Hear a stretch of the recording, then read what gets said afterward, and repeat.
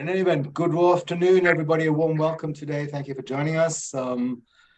We do have participants from all over the region registered for today. So thank you for joining us. I am Avram Goldberg, Senior Vice President for both EMEA and APAC for Wicked Workforce Mobility based in Hong Kong, where I have lived for the past 20 years.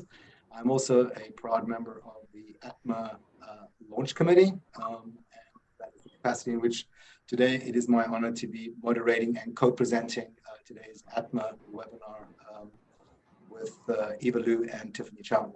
Today we're taking a break from our recently launched ATMA webinar series of bite-sized updates on key areas for mobility across leading destinations in APAC. The past several weeks we've covered both China and Hong Kong, and Singapore is up next on the 5th of July. Our focus today is both wide and deep, and so our session's a little longer, it's the full hour, as we consider post-COVID APAC and China mobility fundamentals.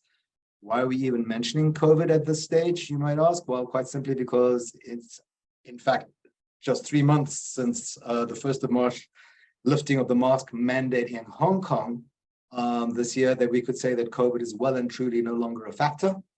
Much less the barrier that it has been to mobility across the APAC region for 3 long, hard years. Finally, APAC as a region joins the rest of the world in the post-COVID era. My esteemed co-presenters today are 2 very experienced HR and corporate global mobility professionals, both of whom are based in Shanghai. Eva Liu is Total Rewards lead for Cargill, based in Shanghai. Eva has more than 15 years of experience in multiple areas of HR and Total Rewards, and she leads a team whose mission is to provide Total Rewards expertise and consultation to Cargill businesses throughout the APAC region. In addition to her regional responsibilities, Eva is also the lead for several global projects in Cargill, which focus on key areas such as employee benefits, mergers and acquisitions, divestitures, and joint ventures, or the acronym MADJV. And besides all of that, Eva has also found time to be a member of the ATMA Launch Committee, and we are delighted to have Eva's support in that regard. Your presentation team for today is completed by Tiffany Chow. Tiffany, also based in Shanghai, has more than 10 years of experience in multiple areas of HR and global mobility, and in her current role of global mobility consultant, Cargill partners with stakeholders of on all international moves into the APAC region, as well as globally for certain Cargill businesses. And Tiffany also leads multiple global projects and looks after the process and service delivery of Cargill global mobility team across all regions.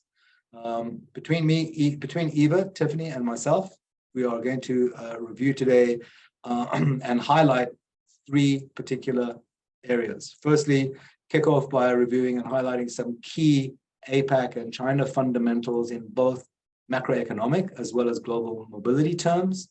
Secondly, we're going to take a look at some of the factors that impact the talent landscape in general and talent mobility landscape by extension post-COVID throughout the region. And then finally, and perhaps most importantly, we are going to hear from both Eva and Tiffany as they highlight the challenges, as they highlight the talent mobility program at Cargill, both regionally and in China.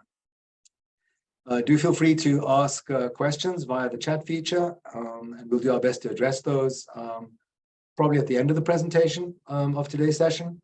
The session is being recorded, and everyone who is registered for it will be receiving the link to the recording in the next couple of weeks. So let's dive in. It actually help if I advance my slides. There we go. So let's start. Who is ATMA? What is ATMA about? For those of you who are unfamiliar with us, let's start with the why.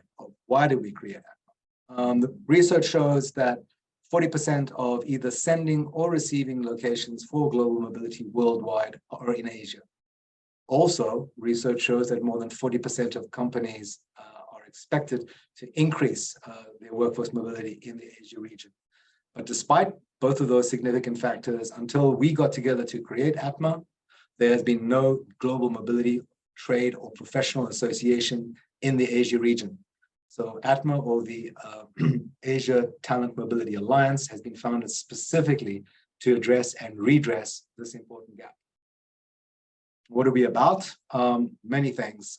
As you can see here, our focus is that we are a non-profit organization dedicated to enhancing innovation and development of the talent mobility industry in Asia. You can see our mission and our vision, which are documented there, and which are focused and determined to represent both the corporate and the service provider communities in our profession across the region, and to advance our profession throughout the region. There are 4 main pillars that we are actually building the ATMA organization on. Those are ESG, or environmental sustainability and governance. First pillar. Second is education and development. Third pillar is community, and fourth pillar is advocacy. There are a number of subcategories to those 4 pillars.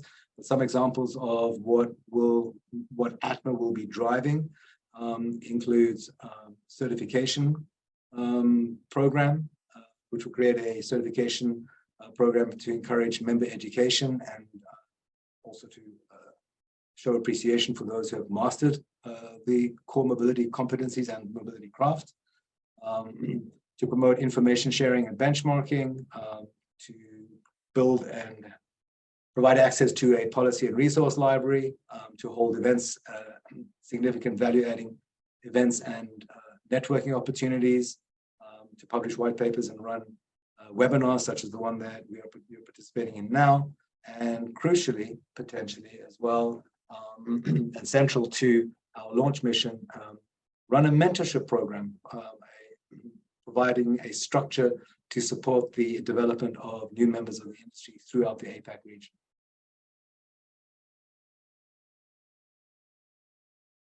Please do feel free to reach out to any launch committee member to find out more about ATMA, and your fabulous launch committee members are being shown right now.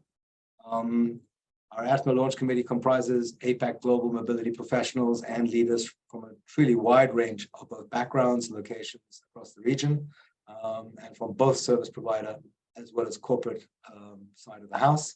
Each launch committee member brings a great depth of experience to representing the global mobility profession so effectively and passionately, and to helping us drive the ATMA initiative. We are very easy to find via a variety of channels, including LinkedIn and especially the ATMA website. Very pleased to announce that we will be moving to opening up ATMA for membership per the 1st of August. Details can be found on the ATMA website, and additional details will be posted to that as we move closer to our launch date. Just to be clear, it's pretty easy. If you haven't found us before or yet, can't find us or haven't been able to find us on LinkedIn yet, we're very easy to find on the web. We are just at that email address that you see there, asiatm.com. All right, so let's away to our topic for today. Here's the agenda. As described, we're going to be looking at APAC and China fundamentals. We're going to be looking at the post-COVID talent landscape. I'm also going to be taking a quick look at the challenge of aligning talent and mobility. And then we're going to turn it over to Eva and Tiffany to give us the breadth and depth on talent mobility in how that is managed and the experience of talent mobility in Cargill throughout the APAC region and in China. Okay, so let's take a look at some of these APAC fundamentals. Global growth engine, APAC as a global growth engine. There are many statistics to underpin the contention that APAC is the global growth engine region in the world. The most recent GDP growth forecast for full year 2023 put China at 5.2% growth, which is roaring back from as recently as the end of last year, when the growth forecasts were at a meager 2 point something up to maximum 3.0. India at very close to 6%, and emerging and developing Asia at 5.3%. These GDP growth projections contrast with the growth projections for the USA, which are somewhere on the order of 1.7, and for 1.7% for full year 2023, and for the Euro area, significantly less. Of total global growth, wherever it comes from this year across the planet, 70% of global growth is going to be delivered from economies in the APAC region, which is another way of saying that no delivery from APAC, then there won't be any global growth at all. 70% of global growth will come from this region. Of that 70%, over a third of it will come from China alone, 15% from India, and 20% from the rest of Asia. Surprising statistic would be that 43% of the world's 5,000 largest companies, whether listed or private, 43, almost half, very close to half of the world's 5,000 largest companies are all headquartered in Asia.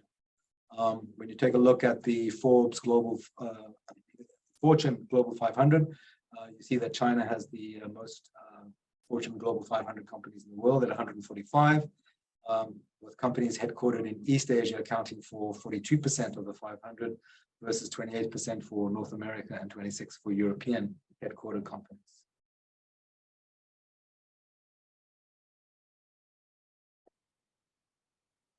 More global growth engine supporting statistics. 60% of the global population to be found here. Most people would know that. 70% of the world's largest cities are located in Asia. 55% of the global consumer class lives in Asia. And 29% of all global manufacturing comes from China alone, and Asia itself forming the largest manufacturing region worldwide. In PPP terms, purchasing power parity terms, Asian economies combined are roughly equal to the combined economies of the rest of the world put together. And Asia is also home to the recently launched Regional Comprehensive Economic Partnership, which is the world's largest free trade agreement, dwarfing both NAFTA and indeed the European Union in terms of taking in or cutting across 30% of the world's population, comprising representing 30% of global GDP and 40% of global manufacturing. So those are some of those growth points. We dive into post-COVID APAC-wide mobility fundamentals. If you look at those numerous strong indicators of a return to growth economically in APAC and APAC-wide, this can only mean an increased share of global activity and global growth in APAC. It is also going to support APAC headquartered companies themselves, continuing a trend already begun pre-COVID to globalize more extensively themselves, with free movement returned, cross-border free movement returning. We are going to see emerging destinations come to the fore once more. In particular, we are also seeing a lot of focus and attention on Indonesia, and we anticipate Indonesia, Vietnam, and Malaysia, in particular, those three destinations, to be receiving a lot more attention than has been the case during COVID and immediately pre-COVID. And this is, of course, in addition to all the attention that has been focused on destinations such as China, India, Japan, Singapore, in particular. We're also anticipating an accelerated mobility activity of all types. However, especially with some of the global economic uncertainty and economic weakness, particularly in Europe and USA, which then feeds into policy approaches from US or European headquartered companies, and then feeds through to global mobility program funding and spending. Cost remains as much a consideration as ever, and that certainly hasn't gone away, not going away anytime soon. Lastly, just throwing in a very interesting statistic here, which probably warrants a session all of its own at some point in the near future. But in a recent survey of CEOs worldwide, more than half of APAC-based CEOs think that their companies are not going to be economically viable within a decade from now if they continue on their current path. That's 14% higher than the global average for respondent CEOs. Managing labor and skills shortages is the particular key area of focus and worry for these APAC-based CEOs. Let's take a quick look at post-COVID fundamentals specific to China. In China, we're hoping to see a reversal of decline in numbers of foreign workers in China, which obviously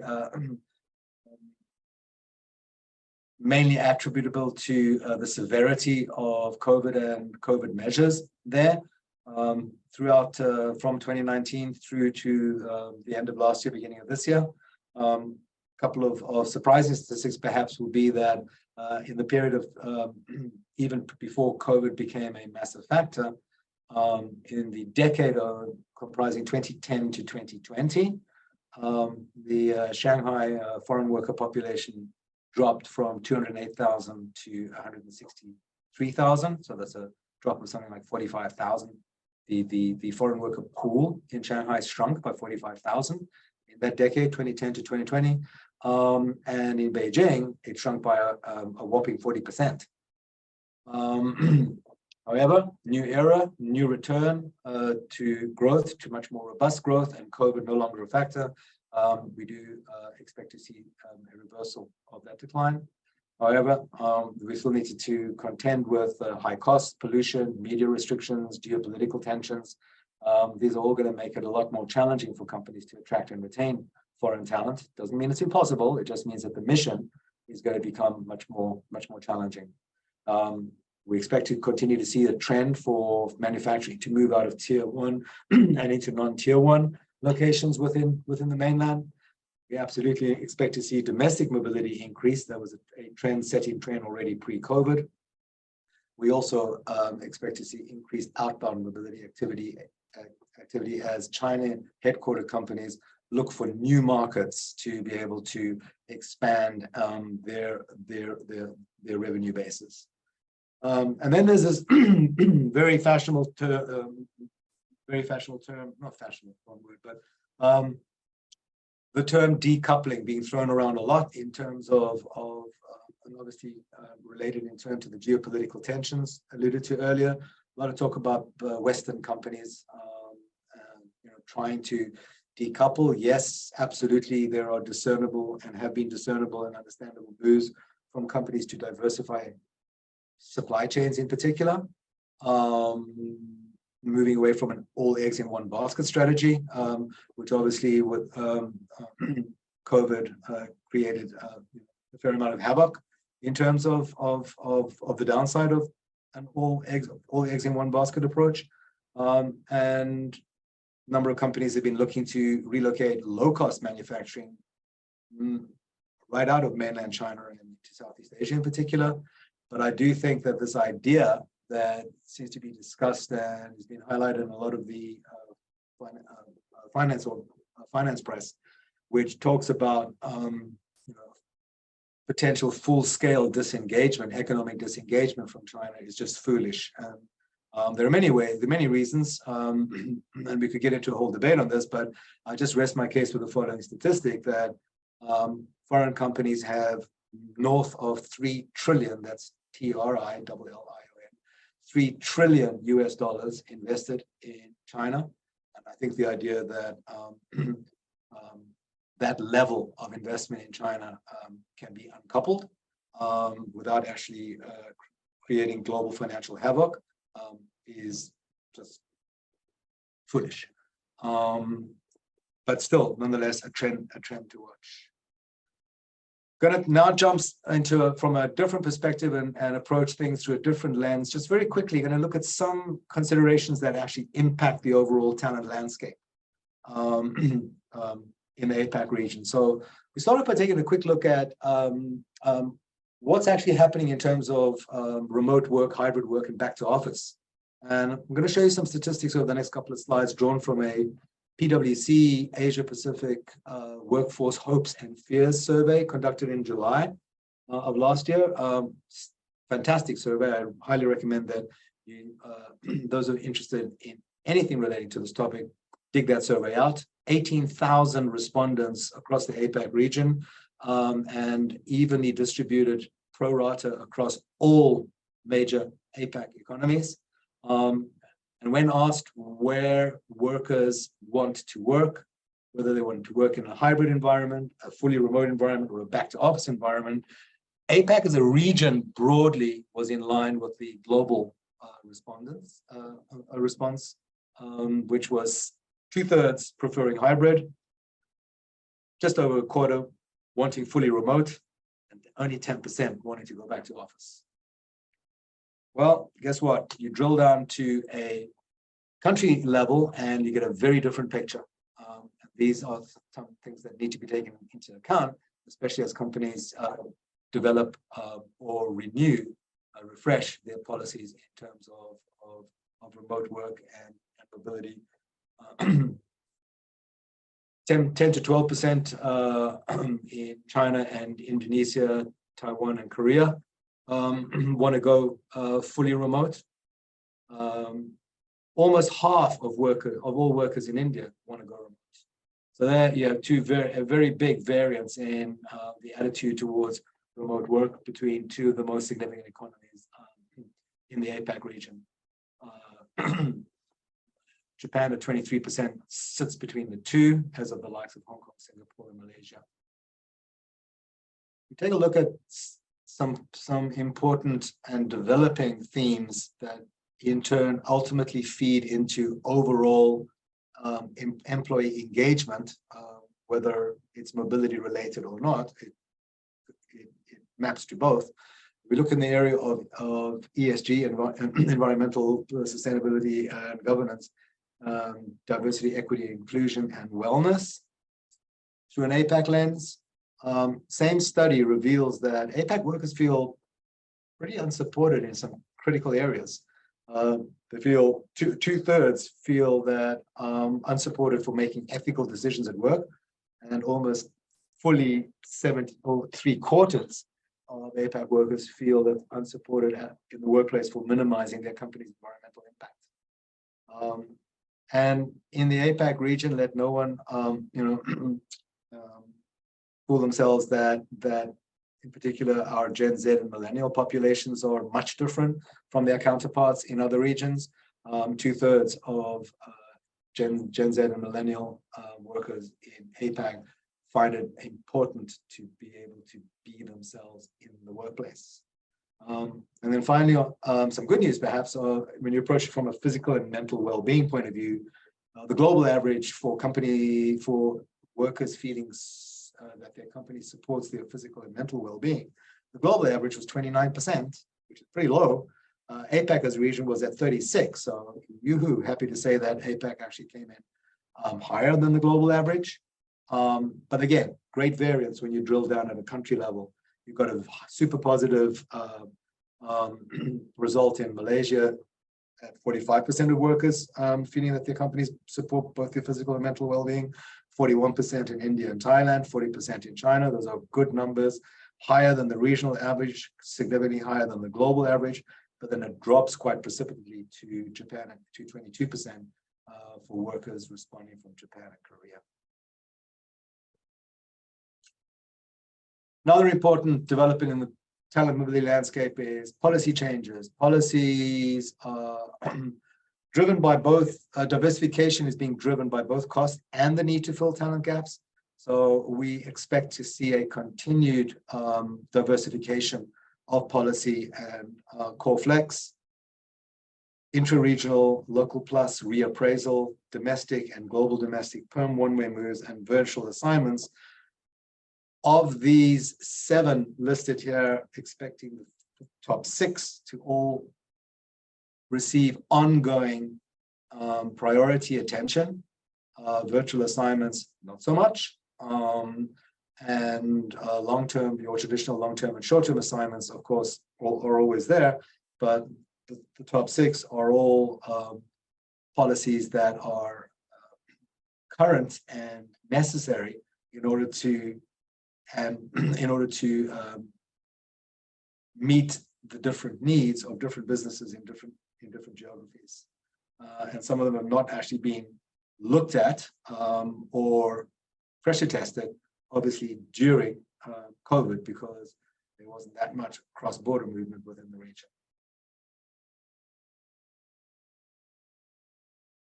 In the interest of time, I'm actually going to just zoom through this.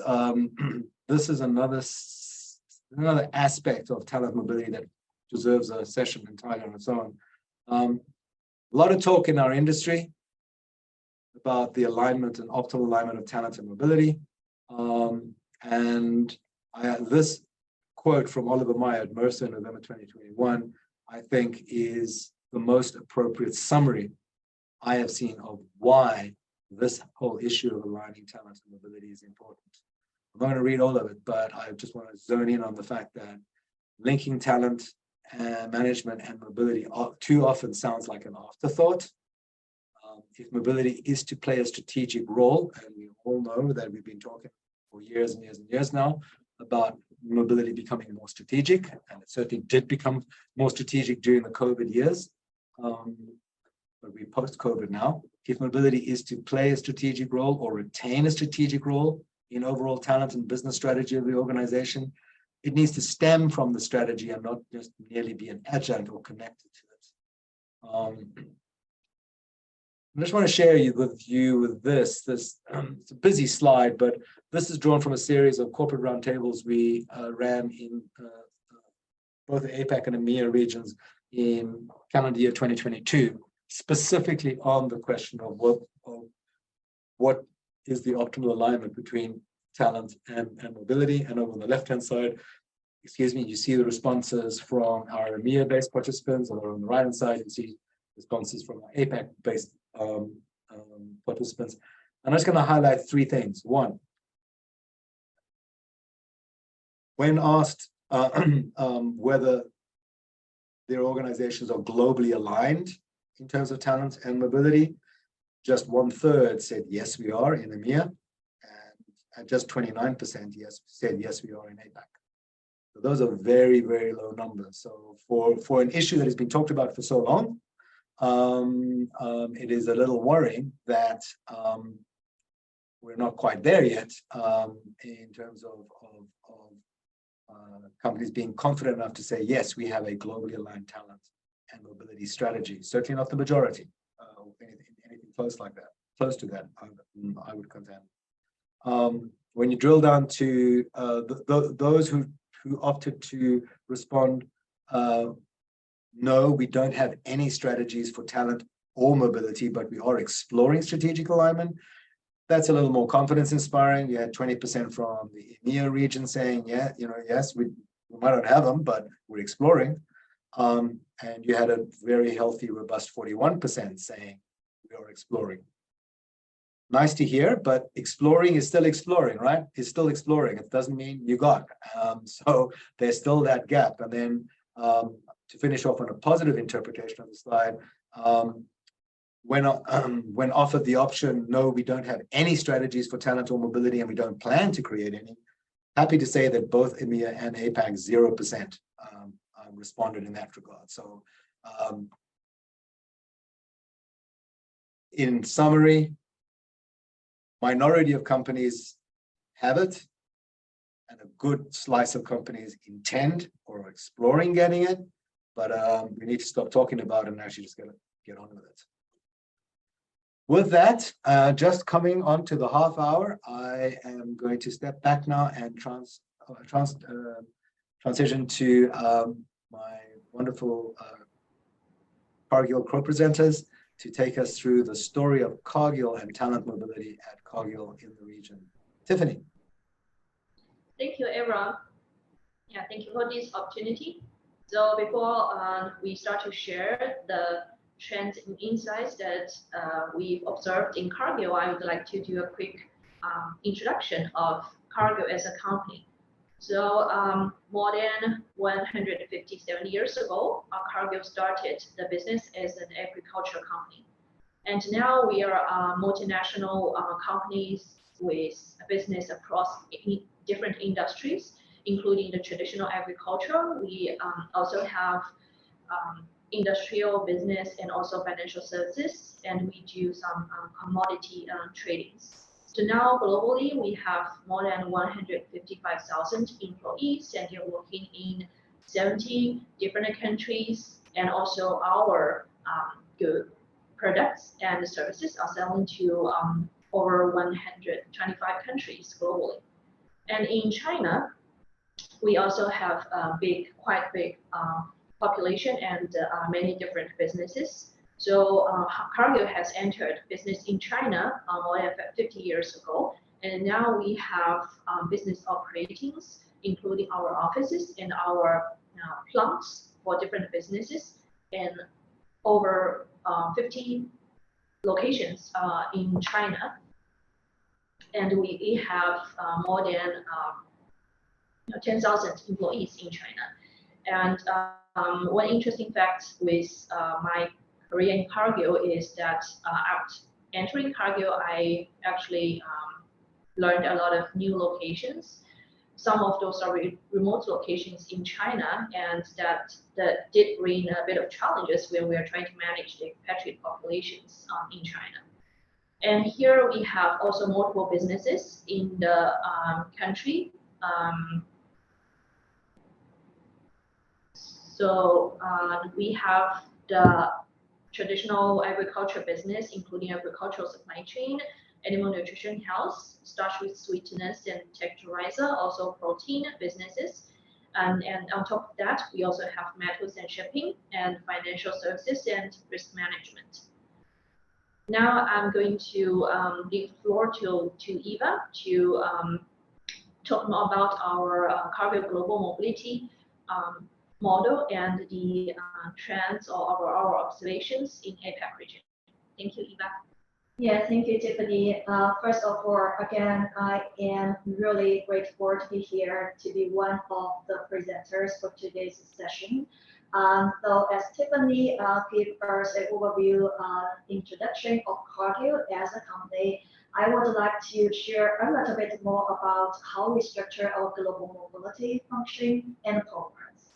I think it's pretty similar to most of the organizations around how we manage the programs, how we categorize the types of moves and support them with the appropriate program and policy.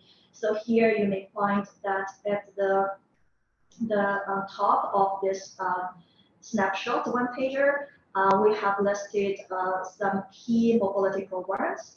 A lot of them are familiar programs that the companies in the industry have been running them for quite some time. For example, long-term assignments. They are also commonly called as expat assignments.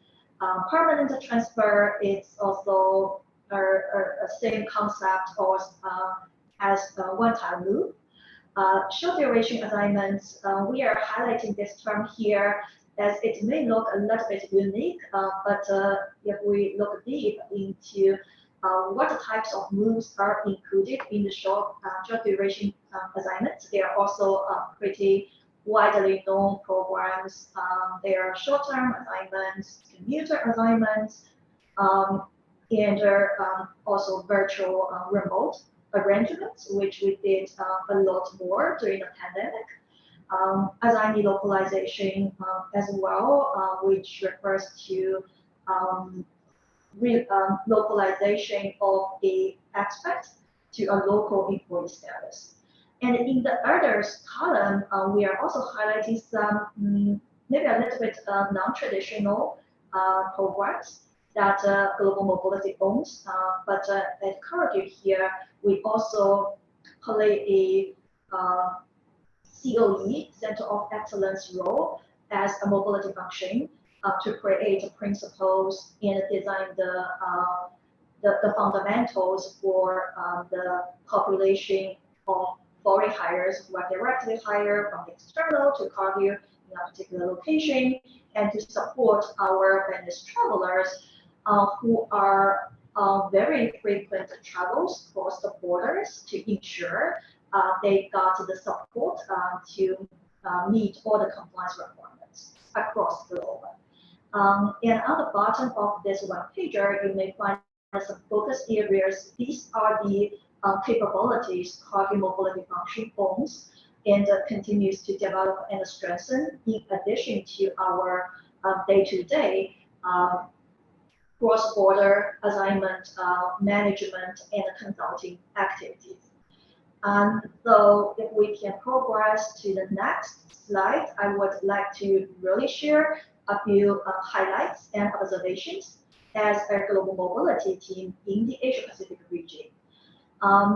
As I think everyone, you rightfully called out Asia Pacific, unfortunately, was the region which was first attacked by the pandemic 3 years ago, and was the last region opening up or removing all the restrictions just a few months ago. So there are some very opposite observations that we saw during the pandemic and now post the COVID. During the pandemic, as we all know, as a member in this industry, we have experienced a lot of challenges, stress, as we needed to support our globally mobile population. So we had extremely long immigration processing time with a lot of unexpected challenges, so that has slowed down almost everything over the past few years. Now with the reopening of a lot of all the economies in our region, we're happy. We are really happy to see things moving again back to normal. But on the meantime, we are also under the pressure to support the moves as fast as possible, maybe even faster than before the pandemic. So a lot of requests became really urgent, and the businesses would like the global mobility function to try everything that is possible to get the people in the place to support the global growth of the businesses and play leadership responsibilities in the locations where we have labor or capability and leadership skills shortage. So I would also want to take the opportunity to really appreciate the support from all of our great providers and their industry partners to help us in moving things forward faster. And the second major observation from a regional perspective is that I think very similar to what Evelyn shared, some comments from our Asia-based CEOs. It's still a challenge that we needed to ensure the appropriate capabilities and skills with local talent population to support the business growth. So there are a couple of highlights I can share, at least from a Cargill's perspective, in our Southeast Asia market, as Tiffany will give a little bit more context about China later. So I'm focusing maybe more on the rest of the Asia Pacific region. So in Southeast Asia market, we still rely a lot on our global talent or regional talent to run the businesses, to drive the growth strategy in these markets. And a specific call out is that Singapore, as a regional commercial hub for Cargill, like many other multinational organizations, has a very different reason, as Singapore continues to be a very attractive market to foreign talent. It's not maybe primarily because of the talent shortage in Singapore market. It would be more due to other reasons that we having experts, more experts in Singapore to lead for Cargill businesses. But in the neighboring markets in Southeast Asia, there are still a lot of business needs to use a borrow strategy to attract and move talent physically into the Southeast Asia sub-region for business reasons. And we also see global mobility as a strategic pillar and a opportunity with a lot of values to support the growth of our younger generations and diverse talents. So, for example, female and Asian. So these are also key considerations and areas of opportunities as we review, refresh, revisit our global mobility programs and policies to align to our DE&I ambitions. That's also a very, very similar thing happening in Cargill as ever shared as a market trend. The last major one is the willingness of going the overseas assignment does vary across our employees population. So we see it would be easier to attract the younger talent to go on the assignment overseas than the employee with a bigger family. So that represents diversity from due to the difference in our workforce population, as we have multiple generations working in the same organization, and it could also be vastly different as we look at where our people come from. In some markets in Asia, where we have more diverse population, in that particular market, it could be easier for the people to accept and adopt an overseas assignment opportunity, or they will feel more comfortable going abroad to work and live in a different culture. But in some markets, there may be more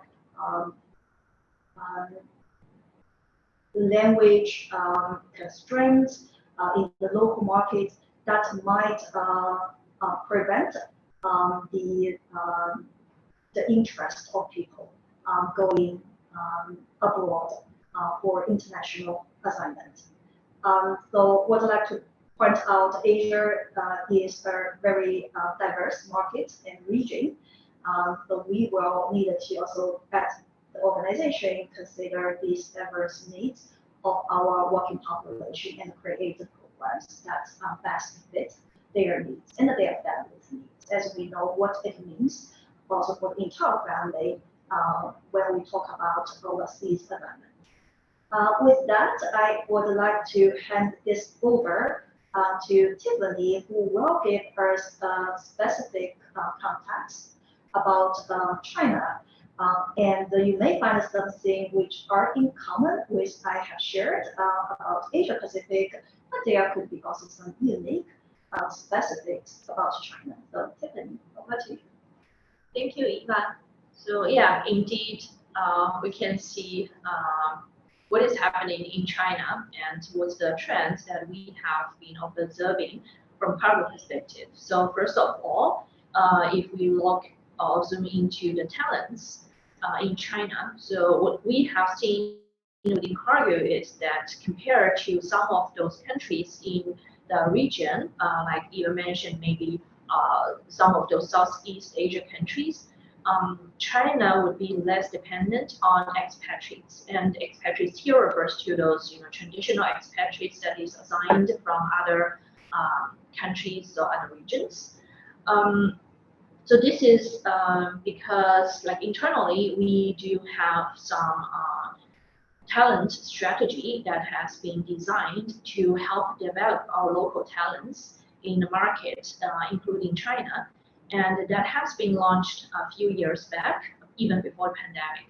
Then with this strategy, Cargill managed to grow or to attract some talents in the local market to fulfill many of those positions which were used to be held by expatriates. And this kind of approach or strategy has been testified through the COVID that with not so many expatriates in the country or foreigners in the country, the local talent or the local management team has been well managing the businesses and teams and people in Cargill China through the COVID. And so this is still a trend that we can see even post-COVID. And though we have opened the border for I think more than half a year, but there's no like very obvious trend that many expatriates are coming in just because we don't have such high dependency or reliance on the expatriates now. But on the other hand, we are also seeing that China is still an attractive market for talents from anywhere. And this means we can see foreigners are still willing to come to China and work here as a local employee. So even during COVID, we have seen such cases where the foreigners are hired outside of China and to perform a role here, though the overall volume may not be so high as it was before the pandemic, but it's still happening. And then after the COVID, after the open up orders, we are expecting this to come up or recover to the previous volume. Then if we look at the outbound moves from China to other countries, actually we have seen a trend of rising volume from Cargill perspective. And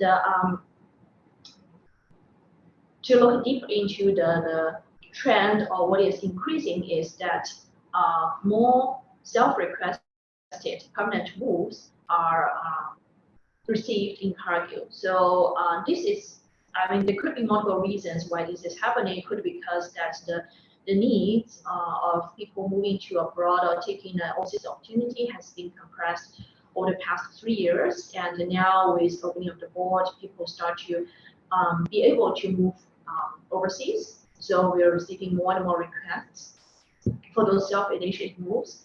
And from business perspective, we can also see that talent in China are still needed for to support the business in many other locations. Most of them are project-based, so there has been a trend increasing volume on the short-term assignment to other countries to support those business projects that is under construction in other countries in the region or even to other regions. But it's kind of a conflict fact, and also, but somehow aligned with what Eva just shared, that we can still see some kind of reluctance from the employees when we are offering them with an opportunity to go overseas, but for longer term. Like if we say we have an opportunity for you to take a position in another country for 2 or 3 years, relatively less people would be open to such an opportunity.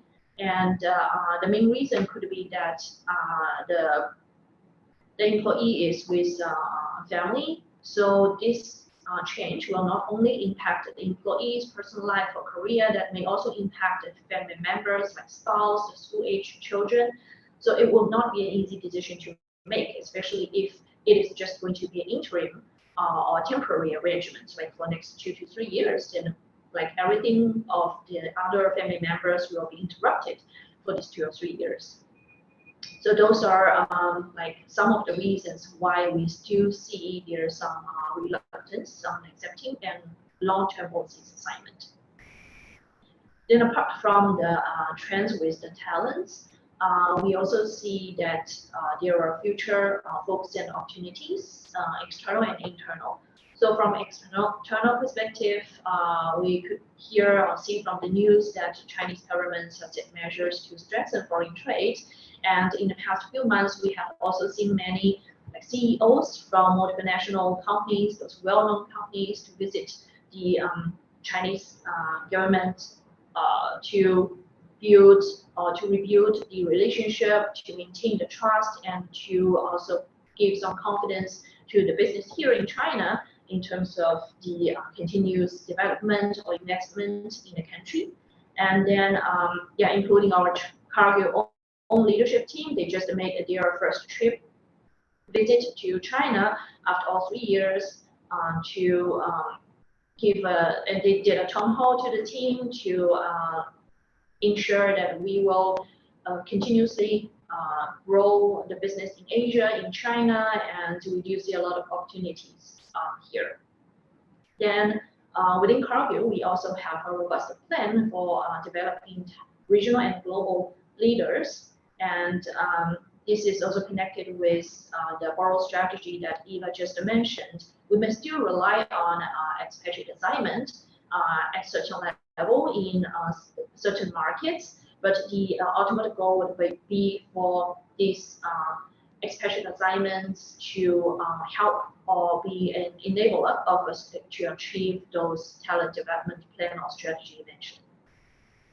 So yeah, thank you. That's all from Cargill.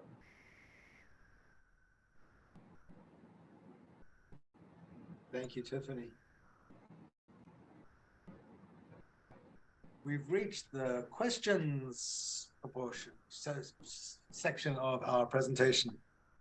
While our participants are thinking of something to ask, I just want to thank Eva and Tiffany again for taking time out of your super busy schedules to partner with us one more time and to share your insights and knowledge gained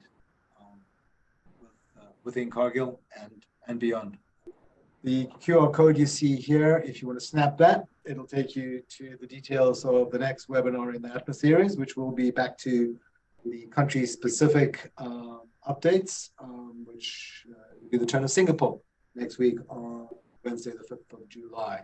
So you want to snap that QR code, that'll take you to the registration details. The only thing I would want to add on, which I found kind of interesting, was Eva, when you were talking about the,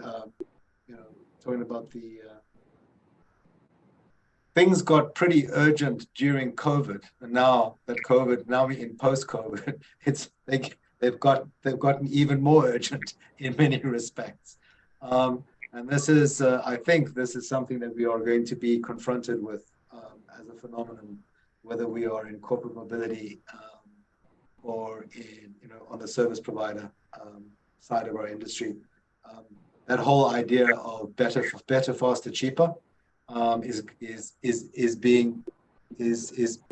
we've been pressurized like never before with the demand for things to be better, for them to be faster, and overall for them to be cheaper. And I'm not I'm not particularly sure that you can achieve that and sustain that in the way that it can be demanded. But I suspect that is a topic for a future discussion, and for other people to share views on and sink their teeth into. But for all of us in the global mobility profession, the times we've just lived through and the times we're now entering, we cannot complain of being bored. We can complain of many things, but I don't think boredom is one of them. We are not much time to be bored. So with no further questions, just remains for me to thank our Wizard of Oz behind the scenes, who's been keeping us whole on the technology, and to thank participants for joining us today. And again, once again, sincerely thank both Tiffany and Eva for joining us from Shanghai.